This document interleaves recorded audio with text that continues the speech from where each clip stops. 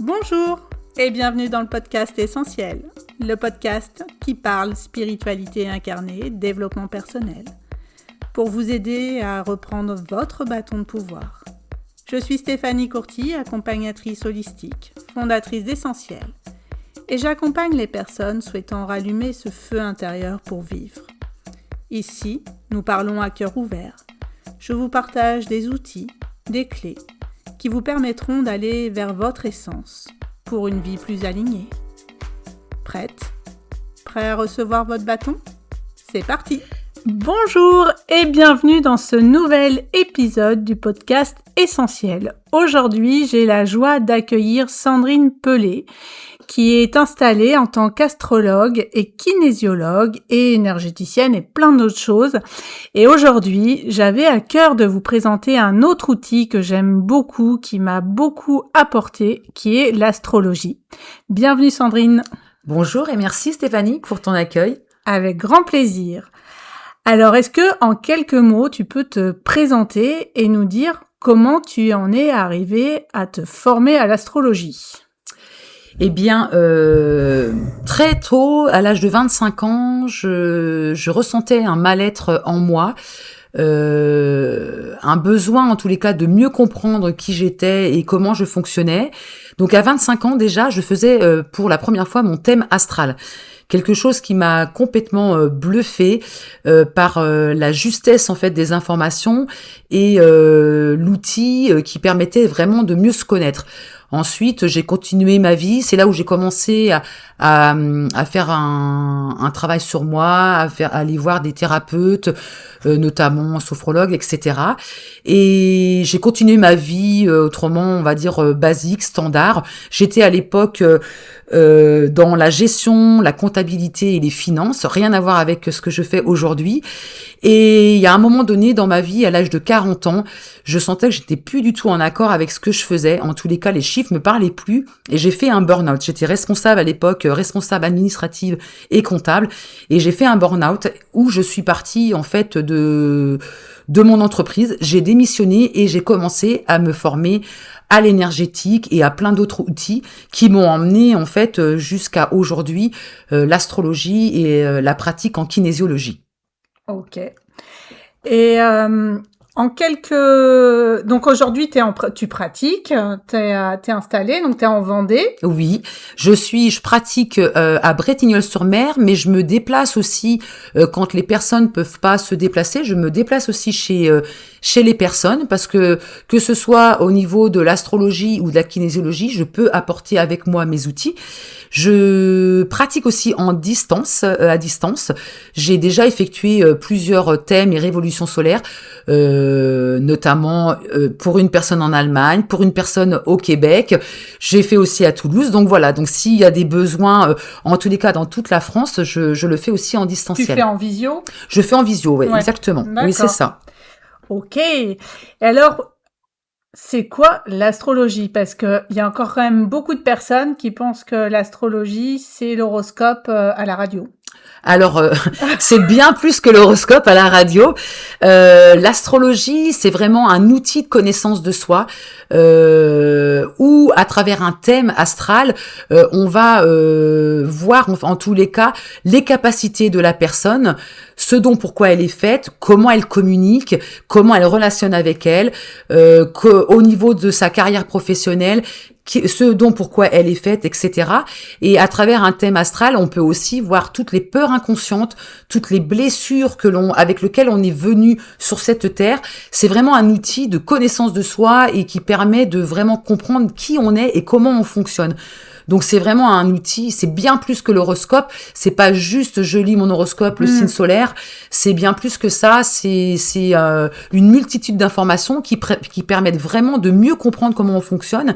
Et moi, ce qui m'a donné envie de me former à l'astrologie, c'est justement ça, c'est quand j'ai pris conscience à l'âge de 25 ans de la puissance de l'outil, ça m'a permis en fait d'accepter qui je suis avec mes parts d'ombre et mes parts de lumière et de pouvoir en plus les transformer en fait. Ces parts d'ombre qui étaient là, de pouvoir les transformer et commencer toute cette démarche de développement personnel pour être de plus en plus aligné avec qui je suis.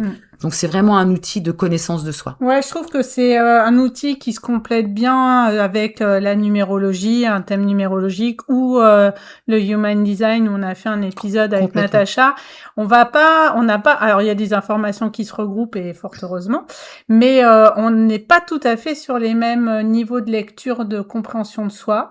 Et c'est vrai que l'astrologie, en tout cas moi, m'a apporté un éclairage sur mes peurs inconscientes, mes modes de fonctionnement et tout ça. Oui, c'est très complémentaire pour avoir déjà animé des ateliers astro, numéro, c'est très complémentaire et avec l'human design aussi, c'est très complémentaire, ça c'est sûr. C'est des outils complémentaires.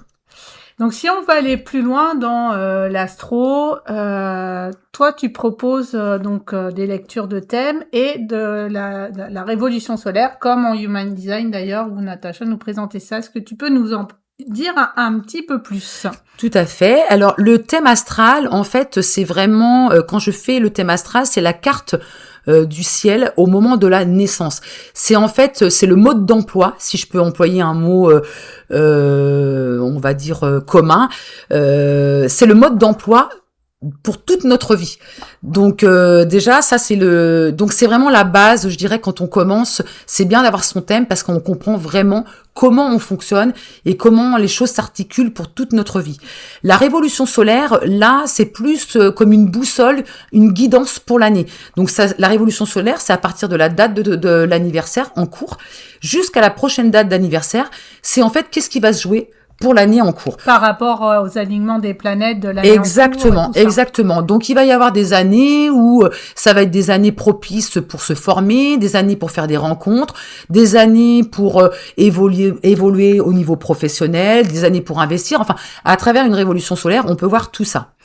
Un peu comme les années perso en numéro. Exactement. Comme les années personnelles en numérologie. Évidemment. C'est comme ça. Exactement. Okay. C'est ça. Alors, si on va un peu plus loin dans le thème, et on parle souvent, et on en parlait juste avant qu'on commence l'épisode, souvent on entend notre signe et notre ascendant. Mais il n'y a pas que ça. Il n'y a pas que ça. Non. Et on parle de plus en plus de la trinité ou de la triade. Ça commence à venir. C'est ça. Mais c'est vrai que jusqu'à maintenant, on disait je suis, pour ma part, Sagittaire, ascendant Balance et basta. Exactement. Effectivement, en fait, en astrologie, on regarde ces trois, ce qu'on appelle la triade ou la trinité astrologique, ces trois signes qui sont importants parce qu'ils sont en fait notre identité profonde, quoi. Ils représentent notre identité profonde. Donc, on commence à entendre parler maintenant du signe lunaire. Je pense que c'est par rapport à l'évolution de conscience, parce que quand on parle du signe lunaire, on est beaucoup plus sur l'inconscient. Donc le côté émotionnel, la sensibilité, quelque chose.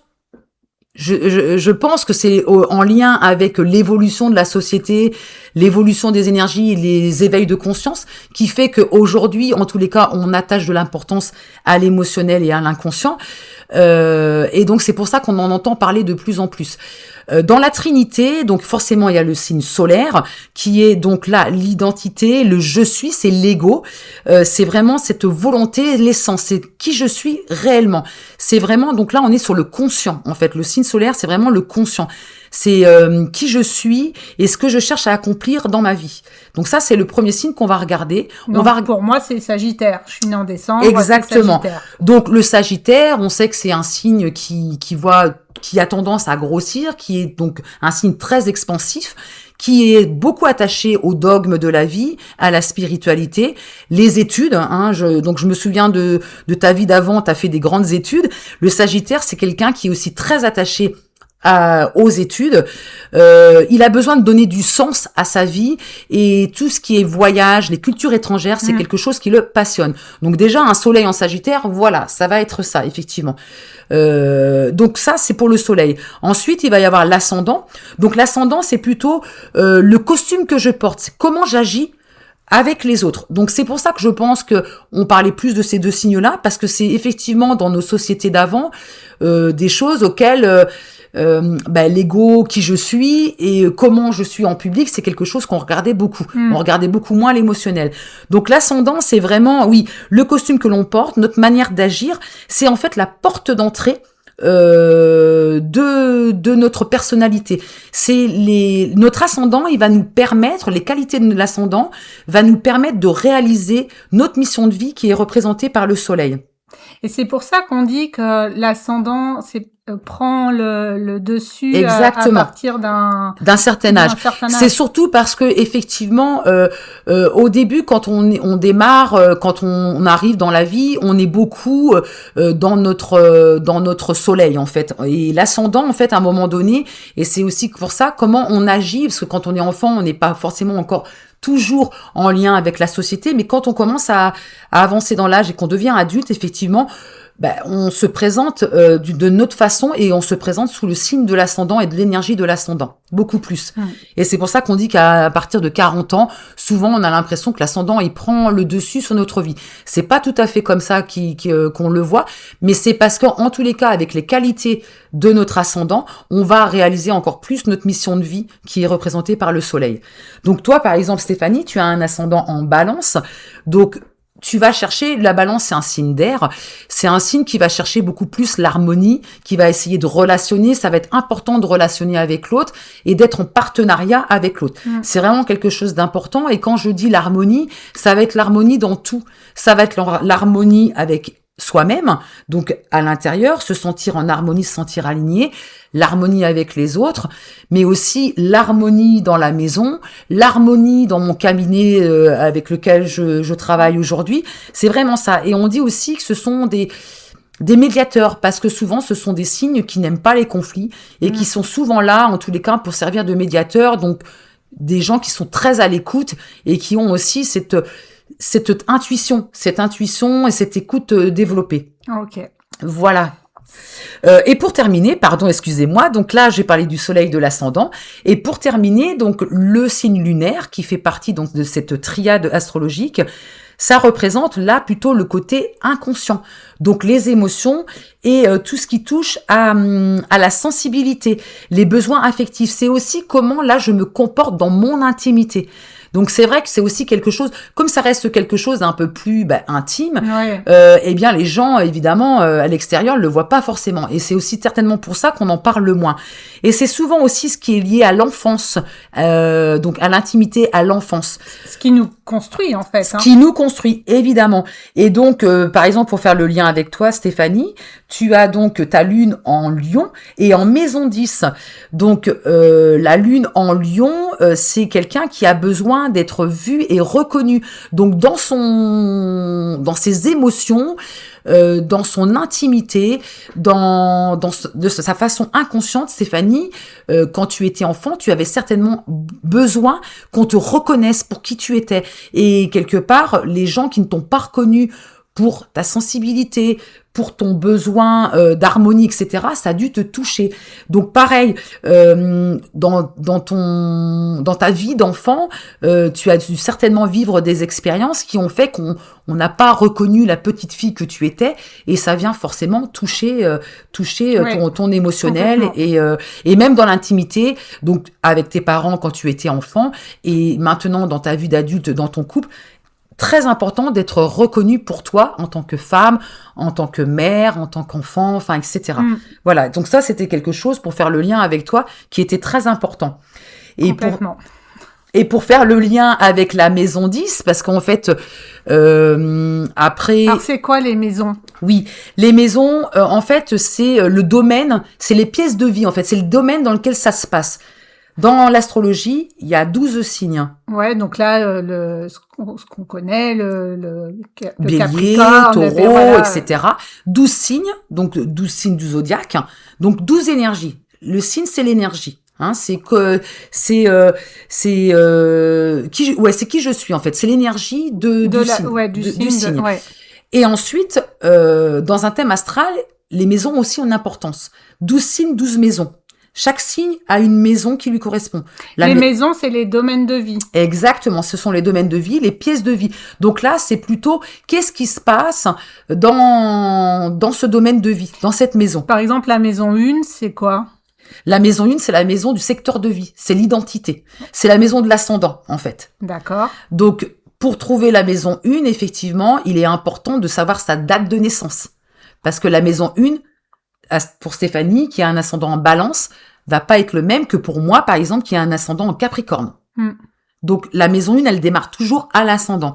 Et ensuite, s'enchaîne la maison 2, la maison des dons, la maison 3, la maison de la communication, la maison 4, la maison des mémoires familiales, etc., jusqu'à la maison 12. Donc ça, c'est le domaine de vie.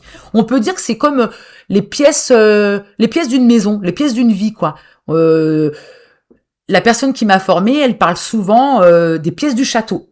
Et c'est exactement ça, en fait, comment c'est représenté les maisons. Et donc, en fait, les signes vont se mettre dans des différentes maisons, ce qui va nous donner ce thème astral.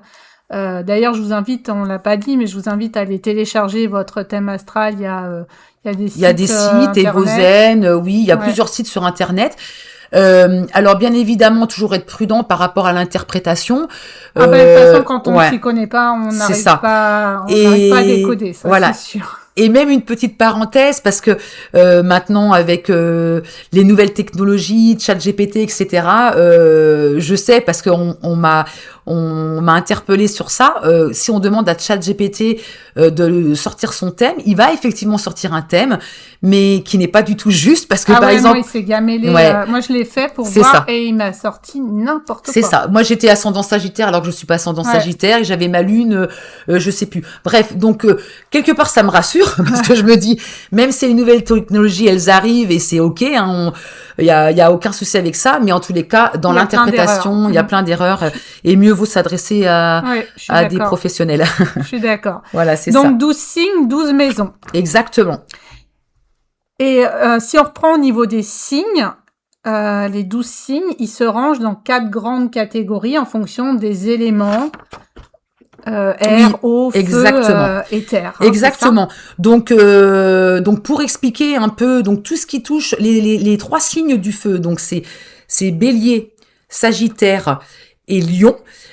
Donc ça, ce sont plutôt des signes qui vont être qui vont prendre des initiatives. C'est des signes d'action. Hein. Qui dit feu dit signe d'action. C'est des signes en général de passion et qui peuvent aussi avoir un côté un peu impulsif. En fait, ce qui va être important pour ces signes-là, on va leur demander en fait de comment canaliser justement cette énergie. Ça va être un peu le challenge de leur vie. Ensuite, il y a les signes de terre qui sont représentés par le Taureau, la Vierge et, excusez-moi, le Capricorne, j'ai eu un trou, le Capricorne, et là on va être plus sur du côté sens pratique, le concret, la sécurité, et donc la fiabilité aussi, ce sont des signes qui sont souvent très fiables, et donc là l'enjeu ça va être comment pour eux renforcer l'ancrage. Et on a les signes ensuite d'air, qui sont en fait les signes du Gémeaux, du Verseau et de la Balance, donc ton signe de l'ascendant. Là, on est plus sur des signes de la curiosité, la vivacité de l'esprit, du mental, la communication. Et donc là, le challenge pour eux, ça va être comment éviter la dispersion. Parce qu'ils sont très curieux et donc ils peuvent parfois se disperser. Et les derniers éléments, c'est les éléments de l'eau. Là, on a donc le Poisson, le Scorpion et le Cancer. Donc là, on a des signes très dans les émotions, la sensibilité et l'imaginaire, l'intuition qui est beaucoup présente pour des signes d'eau. Et là aussi, ça va être leur challenge, ça va être un peu comme comment en fait éviter l'hypersensibilité. Alors même si c'est pas facile, mais c'est comment surtout je me protège avec cette sensibilité que j'ai. Donc voilà un peu les 12 signes. Déjà, ils sont effectivement représentés par 4 éléments. Ça donne déjà des informations sur l'énergie des signes en tous les cas. Ok. Donc il y a les 12 signes, les 12 maisons, et ensuite... Il y a les planètes. Alors, il n'y a pas 10 planètes, parce qu'il y a notamment Mercure et Vénus, qui est maître de deux signes différents. Donc Mercure est maître du Gémeaux et de la Vierge, et Vénus est le maître de la Balance et du Taureau. Autrement, chaque signe a un maître au niveau de la planète. Donc les planètes, c'est vraiment ce qui agit. Donc dans un thème astral, il y a l'énergie représentée par le signe, il va y avoir les maisons, dans quel domaine justement ça se passe, et ensuite les planètes qui viennent interférer dans les maisons et dans le signe, c'est qu'est-ce qui se passe, qu'est-ce qui agit en fait. Ça nous donne une information encore plus complémentaire, et c'est des maisons auxquelles moi je m'arrête beaucoup dans un thème, parce qu'il y a des informations très importantes dans une lecture de thème quand il y a des planètes qui viennent agir encore plus dans les maisons. Donc c'est-à-dire qu'un Sagittaire comme moi, ascendant Balance, Lune en Lion, en fonction aussi des planètes, Oui. la même chose ne va pas jouer. Et donc, comparer deux Sagittaires, en fait, c'est s'arrêter à l'horoscope. C'est ça. C'est s'arrêter à l'horoscope. Parce qu'en fait, effectivement, dans un thème astral, il y a 12 signes, 12 énergies. Et donc, même chaque énergie de signe a une influence sur qui on est. Il suffit que l'on ait une maison 3, maison de la communication en taureau, eh bien la personne ne va pas communiquer de la même façon qu'une maison 3 en lion. Le lion va être beaucoup plus, il va aimer qu'on le voit, il va communiquer d'une manière chaleureuse. Le taureau va communiquer d'une manière plus lente, plus douce, etc. Donc, en fait, à chaque fois qu'on regarde le thème, en fonction du signe, de la maison et des planètes, en tous les cas, les choses sont complètement différentes d'un Sagittaire à un autre. Ouais, ça, c'est sûr. On ne peut pas s'arrêter juste sur le signe du soleil. Ok. Est-ce qu'il y a d'autres choses après que tu vas aller voir dans le thème ? Oui. En fait, le thème, c'est tellement une multitude d'informations. Moi, je regarde aussi beaucoup la croix d'incarnation. Donc ça, c'est des axes dans un thème qui sont très importants. Je regarde ça. C'est quoi, et ça te donne quoi comme info, la croix d'incarnation ? Par exemple, donc je vais regarder l'ascendant, la maison 1, et en face, la maison 7, c'est comment, en fait, l'ascendant et la maison 7, c'est plus comment je relationne avec l'autre. C'est plus, et c'est aussi comment j'ai quitté mes vies d'avant. Comment je les ai quittées. Donc ça va me donner des informations aussi sur l'évolution. Karmique. Exactement. D'accord. Je vais aussi regarder la maison 4, qui est la maison des mémoires familiales, ce que je porte générationnellement, et pour aller vers la maison 10, qui est la maison de la réalisation, de l'épanouissement professionnel, social, etc. Donc souvent, en fait, les maisons d'où je viens, eh bien, c'est celles qu'on va essayer de transformer pour évoluer vers qui on est réellement. Parce qu'on vient tous, effectivement, de génération, du transgénérationnel, du karmique, etc. Donc ça, c'est des choses que l'on porte, mais l'intérêt, c'est de les transformer et d'aller, en tous les cas, vraiment vers qui on est. Donc c'est ce qu'on appelle la croix d'incarnation. Okay. Mais je regarde aussi, moi je termine toujours un thème par la conscience de soi. La conscience de soi, où je vais parler des blessures d'âme. Donc le chiron, notamment, qui est les blessures d'âme. Je vais parler aussi de la lune noire, donc nos peurs inconscientes, les parts d'ombre, ce que je viens aussi guérir, en fait. Là, la lune noire, c'est vraiment... ce qui est très important aussi dans un thème, c'est que c'est ce qu'on vient guérir et transformer. Et pour faire le lien, par exemple, avec toi, si je peux me permettre, Stéphanie. Donc, toi, dans ton thème, tu as une lune noire en Cancer. Donc, ta plus grande peur, c'est la peur de la séparation et ton complexe d'abandon. Donc, ça, c'est quelque chose, même si, effectivement, on peut tous l'avoir, hein, ce complexe d'abandon, parce que le premier abandon, c'est quand on est né et qu'on coupe le cordon. Mais il y a des personnes qui vont l'avoir de manière beaucoup plus présente. Et Stéphanie, notamment, avec sa lune noire en Cancer. Ouais, moi j'ai une peur de la séparation ultime qui est la mort. J'ai un rapport à la mort qui est très compliqué. Voilà, c'est ça. Et donc, tu as eu en plus connu des expériences de vie qui t'ont forcément demandé de transformer ces peurs. Donc, cette complexe d'abandon. L'intérêt, c'est effectivement, quand on le sait, d'en prendre conscience et de le transformer pour être beaucoup plus légère et sereine au quotidien. Ouais, exactement. Complètement. Et en fait, pareil, la lune noire, eh bien, elle est dans un signe. hein, mais elle est aussi dans une maison. Et Stéphanie, elle a une lune noire en Cancer et en maison 10. Et cette maison 10, c'est la peur de ne pas réussir, le complexe de l'échec. Donc, eh bien ça, c'est pareil. C'est des choses qu'elle a pu. Donc, elle est venue avec ça. Hein, elle est venue avec ça. Son âme s'est incarnée dans son corps avec cette peur-là. Et évidemment, toutes les expériences de vie qu'elle a vécues lui ont fait prendre conscience ou des fois ont pu venir la percuter. En plus, avec une lune en Lion, qui est ce besoin d'être reconnue, c'est venu forcément la chercher. Donc, plein d'expériences de vie qu'elle a dû vivre, enfant, adolescente, jeune adulte, jeune maman, etc. et jusqu'à maintenant, qui ont fait que, et même encore, hein, parce que ça vient de challenger, parce que, en plus, la maison 10, c'est quand même la maison de la réussite sociale et la réussite professionnelle. Donc, on sait bien que quand on est dans un métier d'indépendante comme tu es, tous les jours, ça vient nous challenger, et puis on peut rencontrer des fois des personnes ou un outil, enfin, qui vient venir nous mettre à l'épreuve. Donc ça, c'est une lune noire que tu as aussi, et il y a plein d'autres. Donc chaque lune, en tous les cas, en fonction du signe et de la maison où elle se trouve, donne des informations sur les peurs inconscientes. Et ça, c'est déjà c'est aussi une grande clé quand on fait un thème. Pour comprendre, en tous les cas, ça donne souvent... moi, je sais que quand j'avais fait mon thème, je m'étais dit, ah, ok, je comprends pourquoi, quand je vis ça, ça me touche, ça me fait mal, quoi. Maintenant, je le sais, je vais le transformer. Il m'a fallu du temps. Ouais, et puis ça vient chercher des fois, mais on a les clés de compréhension, de rebasculer plus vite. Exactement, c'est ça.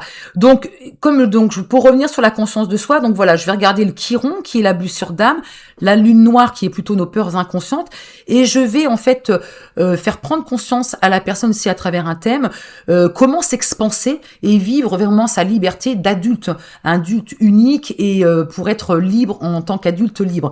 Donc là, pour faire prendre conscience à la personne, là, je vais plutôt regarder l'axe de vie maison 4, maison 10, maison 4, les mémoires familiales, ce que je porte générationnellement, mais vers quoi je dois aller pour m'épanouir et réussir ma vie professionnelle et ma vie sociale. Je vais regarder ça. Je vais regarder aussi les nœuds lunaires, les axes lunaires qui sont représentés par le karma. Donc là, les bagages de mes vies antérieures. C'est ce qu'on appelle le nœud nord et nœud sud. Exactement. Donc le nœud sud, c'est là d'où je viens, c'est le karma. Hein. Donc c'est aussi comment. Alors c'est pas tout à fait comment j'ai quitté, c'est plutôt les bagages que j'ai de mes autres vies d'avant. Donc c'est plus mes bagages karmiques, quoi. Et mon dharma, ma réalisation de soi, mon épanouissement. Donc, j'ai fait un petit point sur celui de Stéphanie. Donc, Stéphanie, elle a en fait un karma en maison 5 qui est représenté par le lion. Hein. Donc, on vient encore toucher. De toute façon, il y a toujours des liens. Généralement, on a toujours les planètes, les nœuds qui sont là pour nous aider à transformer tout ça. Donc, Stéphanie, avec son karma, elle avait besoin, en tous les cas, ses vies d'avant, elle avait besoin de prendre plaisir personnellement et d'avoir la reconnaissance d'autrui. C'est d'où elle vient, et puis en plus elle a sa lune dans ça, mais en même temps elle a cette peur.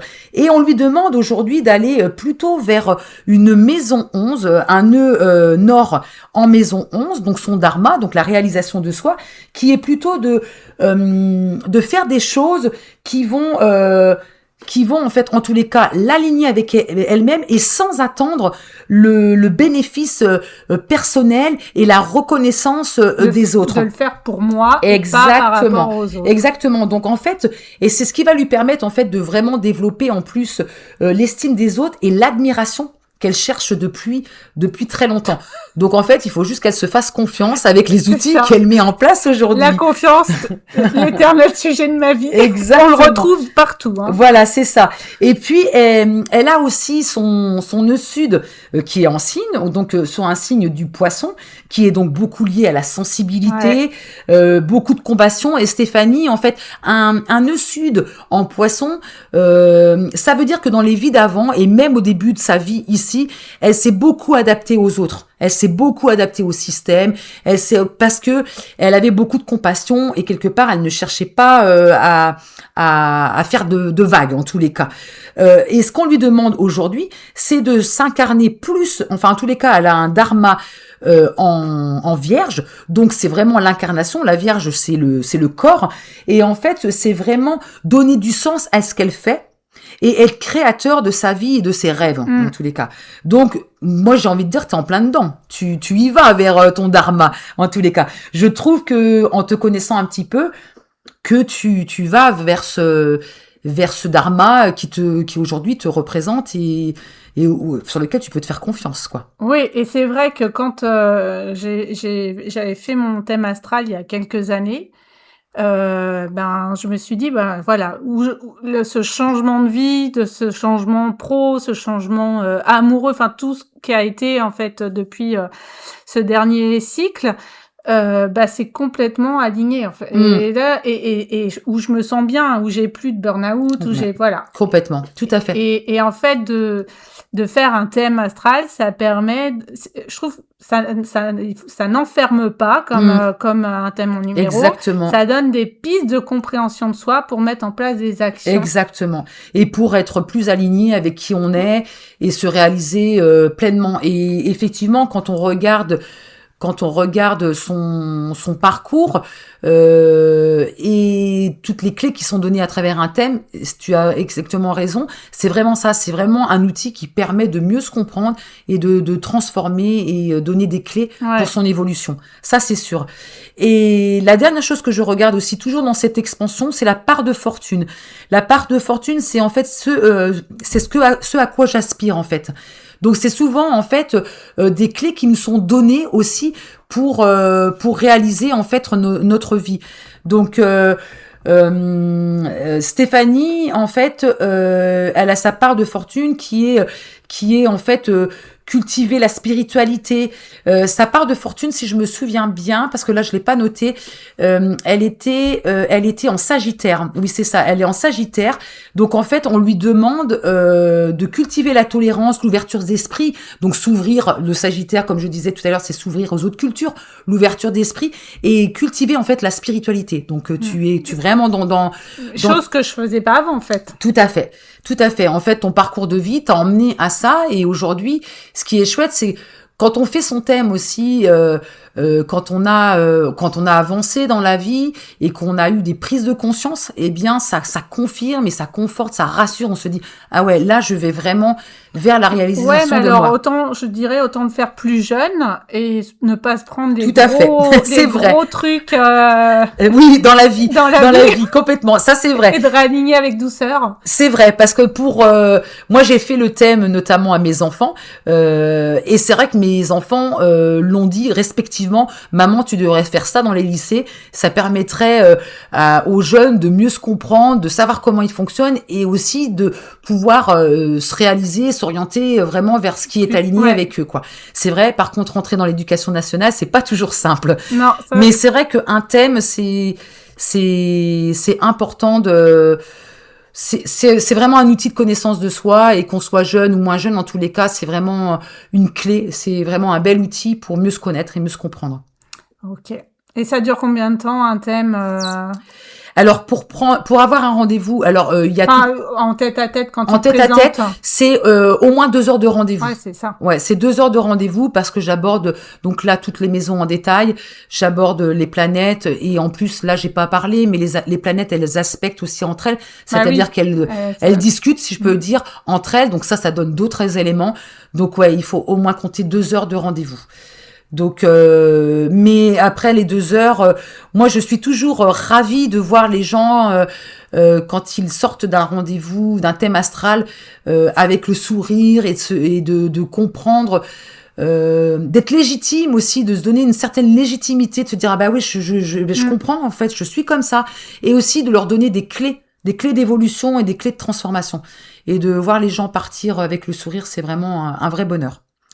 Donc en tout cas, s'ils veulent te retrouver, on mettra sous la vidéo, enfin le lien sur les réseaux, tes coordonnées. On te trouve sur Instagram Et sur Facebook, à Sandrine Pelé. Sandrine Astro-Kinésiologie. Voilà, donc pas du tout Voilà. Pelé. Donc Et puis, Sandrine Astro-Kinésiologie. voilà. Et sur Facebook, c'est Sandrine, astrothérapeute et praticienne en kinésiologie. Voilà. Et puis on mettra tous les liens dans la description du podcast. Exactement. Voilà. En tout cas, merci beaucoup pour cette thématique passionnante. Et puis j'espère que ça vous donnera envie d'aller faire ou refaire votre thème, parce que des fois c'est bien de le refaire après un parcours des expériences de vie, parce qu'on n'a pas la même écoute non plus. Exactement. Moi, comme je le disais, je l'ai fait à 25 ans, mais je l'ai refait forcément quand je me suis formée, et je n'avais pas du tout la même écoute et la même compréhension du thème. Forcément. Donc tout à fait, on peut aussi le refaire. Et en tout cas, j'espère que ça vous aura donné envie d'aller découvrir ou redécouvrir l'astrologie. Merci beaucoup pour votre écoute. Merci Sandrine. Merci à toi Stéphanie. Belle journée à vous et à très vite. Au revoir.